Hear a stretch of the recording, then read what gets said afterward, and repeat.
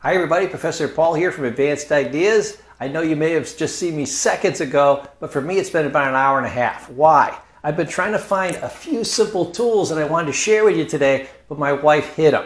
Now if you ever come up with a video on how to get wives to stop hiding things in the house from their husband, I'll buy your training course. Now, the first thing is a roller bar.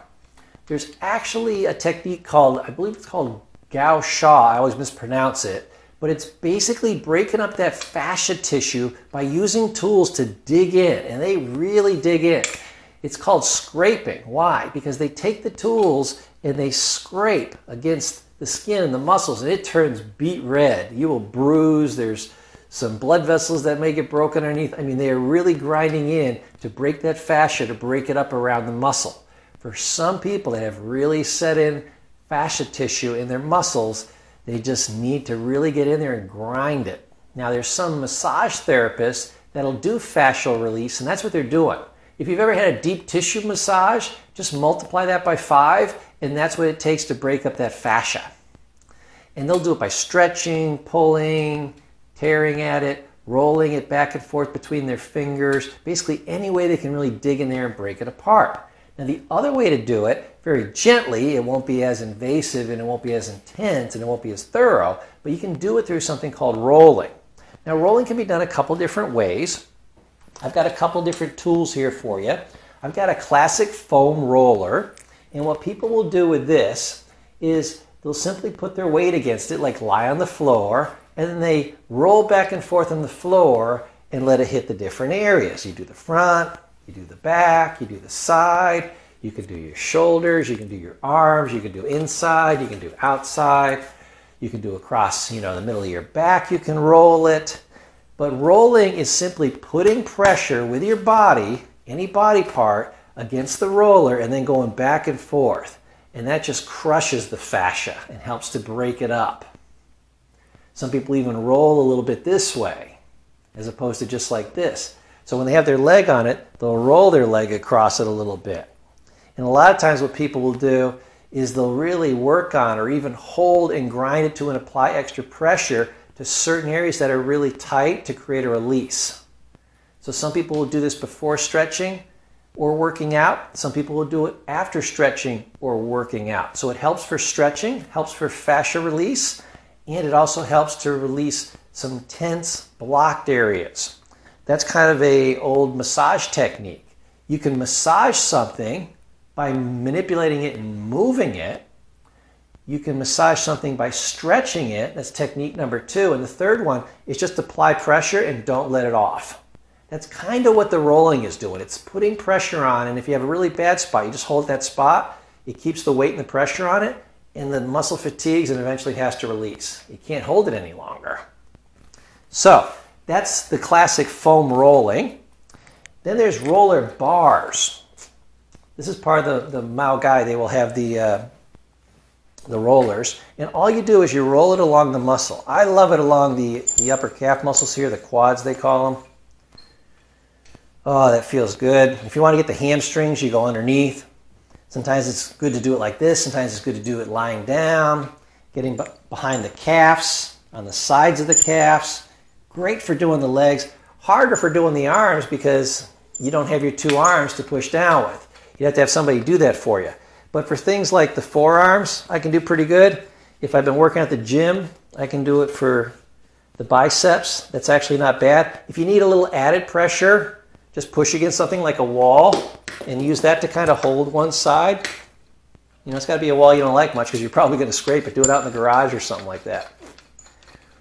Or on the side of the house. So this type of rolling, it's great when my wife does it. She can get my whole back. That's really nice. Great. And then again, this is like a $8, $9, $10 Amazon item. I got a kit with a 3-piece kit. It's got this ball and it's also got the peanut. Peanut is 2 balls stuck together, which is good for getting like the arms. Or the small to back, hitting both sides at once for rolling. And then the main roller. That was like a $15 item. So maybe I got $25 here. Boom. Here's another great one. This is like a 50-cent item. Tennis ball. Tennis ball, you could take and roll on an area, but you're not going to get a lot of pressure. But sometimes you can just bang it with a tennis ball, and that'll release the muscles and break up the fascia a little bit. So you can do some tapping, I call it, basically pounding on your leg or pounding on an area. You can do that. But the classic technique is you take something like a chair. Let me get a fresh chair here. Move my blocks. You need a hard chair. This is a padded chair, but I'm just going to show you the basic concept of it. And all you do is you take the ball and you put it underneath your leg and then just let it sit there and put pressure on it.